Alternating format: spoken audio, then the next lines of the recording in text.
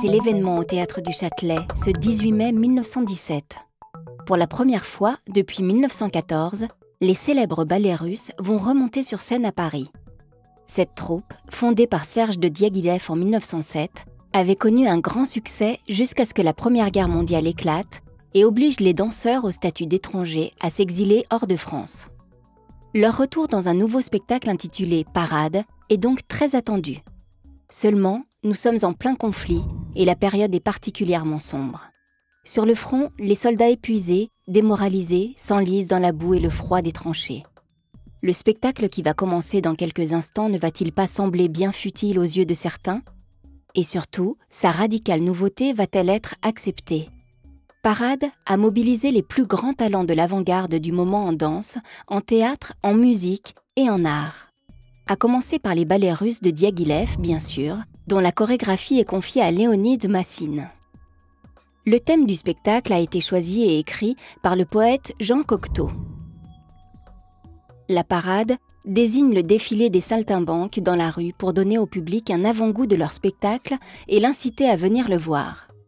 La musique de parade est l'œuvre de l'un des compositeurs les plus originaux de son temps, Erik Satie. Et pour réaliser les costumes et les décors, Cocteau a fait appel à l'un de ses amis, Pablo Picasso. Toujours avide de nouvelles expériences artistiques, le peintre s'investit pleinement. C'est avec la création d'un spectaculaire rideau de scène qu'il va tirer son épingle du jeu.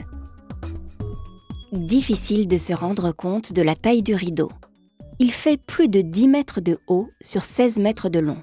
Gigantesque. Picasso l'a peint à la colle sur toile. Fait exceptionnel, il a accepté l'aide de 4 assistants. Les dimensions monumentales du rideau le rapprochent d'une fresque ou d'une tapisserie. Elles révèlent l'incroyable capacité de Picasso à adapter son art à des supports très différents. Le rideau représente un faux rideau ouvert sur une scène de théâtre. Sur cette scène fictive se trouvent les personnages qui doivent jouer en vrai devant le rideau. Ces personnages, au nombre de 7, sont le sujet même du spectacle. La parade va commencer. Ils achèvent leur repas. Le décor du rideau de scène est ce qu'on appelle une mise en abîme, c'est-à-dire une représentation fictive enchâssée dans une représentation réelle. Ici, la représentation du théâtre dans le véritable théâtre. Picasso reprend un thème qui lui est particulièrement cher depuis sa période rose dans les années 1904-1906. Le monde forain et ses saltimbanques qui forment une grande famille. On retrouve certains de ses personnages de prédilection, comme le clown à collerette près de la colonne, et surtout un arlequin au costume bigarré au premier plan.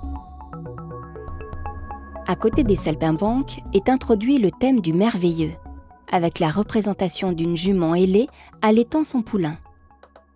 Sur son dos se tient une fée saisissant un singe agrippé à une échelle. Il s'agit bien sûr d'une illusion.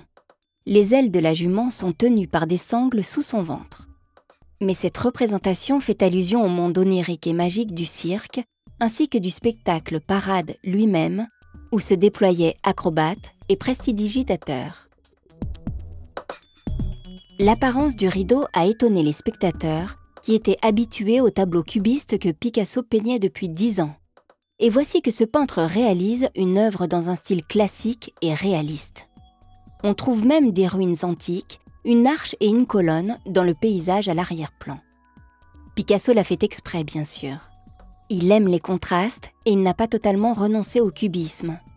En effet, lorsque le rideau se lève, il laisse place à un décor radicalement différent, déstructuré, pas du tout réaliste. Et certains personnages, les managers, portent d'étonnants costumes cubistes avec des gratte-ciels sur le dos. Tout est fait pour créer la surprise. Le traitement du rideau et des costumes exprime la variété du travail de Picasso qui était capable de peindre dans des styles différents et complémentaires. Parade a créé le scandale dans la salle du Théâtre du Châtelet. Des sifflets en fusée, certains spectateurs sont outrés. Des femmes veulent même planter leurs aiguilles à chapeau dans les yeux de Picasso et ses amis. Mais peu importe. En ce 18 mai 1917 a eu lieu l'un des événements majeurs de l'histoire des arts du XXe siècle. C'est Apollinaire qui a trouvé le mot juste pour qualifier le spectacle. il est surréaliste. Le mot surréalisme sera repris et donnera naissance, dans les années 1920, à l'un des plus importants mouvements artistiques et littéraires du XXe siècle.